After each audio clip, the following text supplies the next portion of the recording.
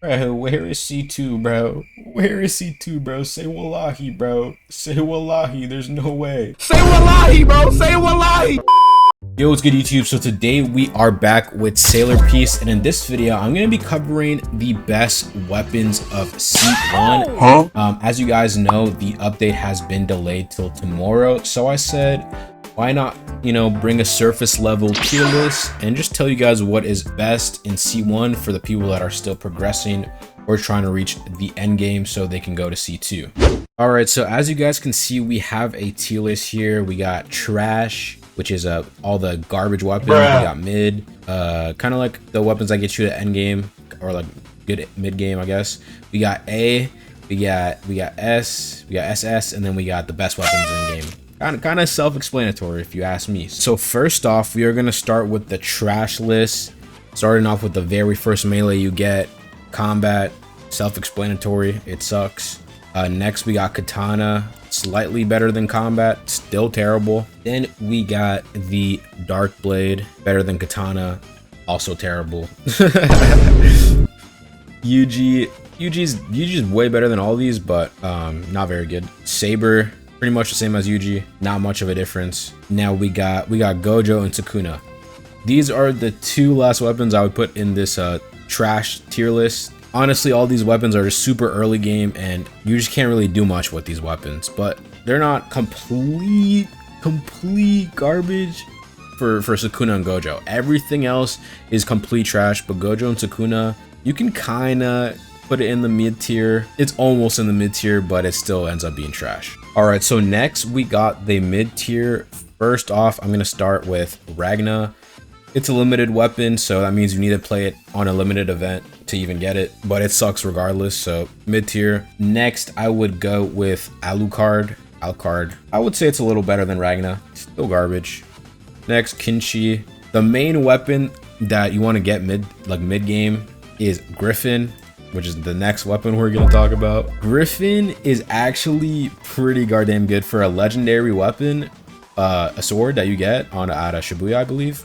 I guess there's other weapons that I'm about to show you guys that could compare to the Griffin in terms of reaching endgame, but that being said, I would put Jinwoo's weapon next, and right after that I would put Shadow. Next I would put Aizen, and then I would put Ichigo in front of Aizen. Very good, or very decent multiplier for the mid game. I would say Ichigo is the best weapon to reach the end game for the simple reason that it's pretty easy to get and the damage multiplier is very good. I would not get Rimuru, which I would put above Ichigo, because I feel like this takes a while to farm and it's just not worth it.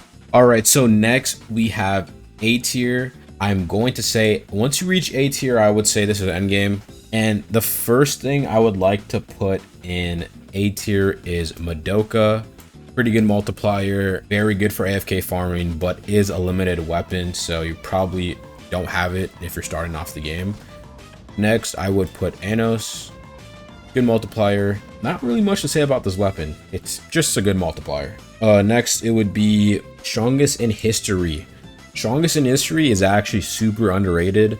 The multiplier is pretty good, and at the same time, it's really good in Infinite Tower if you're trying to do a lot of damage. I'm pretty sure if you run Ice Queen and Strongest in History, you can get pretty high in the Infinite Tower. Now, next, I would put Strongest of Today right in front of Strongest in History. Strongest of Today, very good multiplier. Honestly, most of these are pretty good, but they just got power crafted by the other ones that came later in the game. But Strongest of Today, the reason why it's really good is it's really good for AFK farming. If you have Tiny Task, it's low-key like the best AFK farmer. And then the best AFK farmer for a casual player, in my opinion, is Gilgamesh, and the multiplier is good. So I'm putting Gilgamesh above Strongest of Today. And this is kind of it for the A tier. After you get the Ichigo weapon, I recommend going for any of these, but obviously my recommendation would be the Gilgamesh and the Strongest of Today. These are the ones I would go for if I were you. All right, so now we are on S tier. This is where you're getting to some pretty good damage. First off, I would put Yamamoto in S. Very good multiplier, very low cooldowns, and it's just an overall good weapon. Right after that, I would put Escanor. Crazy damage. You get it from boss rush. Very low chance of dropping.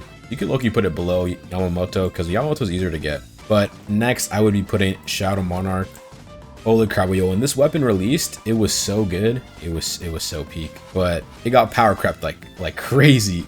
And the grind for getting this weapon was a hassle. And then obviously, first place in S tier, I would give Saber Alter. Was the best weapon in the game for a pretty long time. Very good melee. If you guys like Saber Alter, might as well get it because it's pretty darn good. Because the Yamamoto is a time boss. Shadow Monarch, you have to do like a bunch of stuff to get it, and Escanor you have to like constantly farm boss rush to get. So Saber Alter is there for a reason. All right, so next we got SS, and this is the actual end game, I would say. Obviously, there's the best weapons. Any weapon in SS is pretty much or damn near close to the best weapons in the game.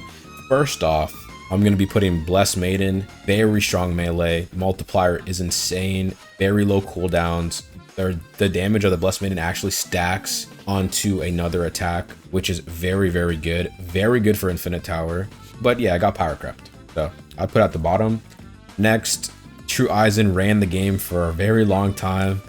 And yes, True Eisen is just broken. I don't know what else to say. It's pretty broken. After True Eisen, I put Abyssal Empress. Abyssal Empress, very good damage. Does more damage than True Eisen, I believe. And is very good for Infinite Tower. People were running Blessed Maiden and Abyssal Empress and Infinite Tower and getting pretty high floors. But that's not currently the meta anymore, but you know, Abyssal Empress is pretty good. Next, as you guys know, I would put Atomic. Second best sword in the game. Very, very good. Obviously, you have to get Shadow to even get Atomic to begin with. I'm not gonna lie, it's not really good for AFK, and it's not really that good for Tower. It just does damage, so that's why I would put it. And then next, I would put Strongest Shinobi. Bro, Strongest Shinobi is, I would say, the best melee for just pure raw damage. People AFK farm with it with the with I believe the F skill or the V skill, and it's pretty good, a pretty decent AFK farmer. But besides that, it's top of SS.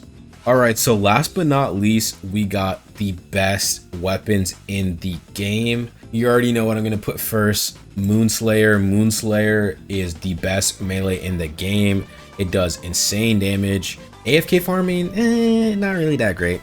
Tower, not really that great. But the damage is so insane on Moonslayer that Strongest Shinobi does more raw damage, but Moonslayer consistently just does more damage, and the cooldowns are lower than Strongest Shinobi.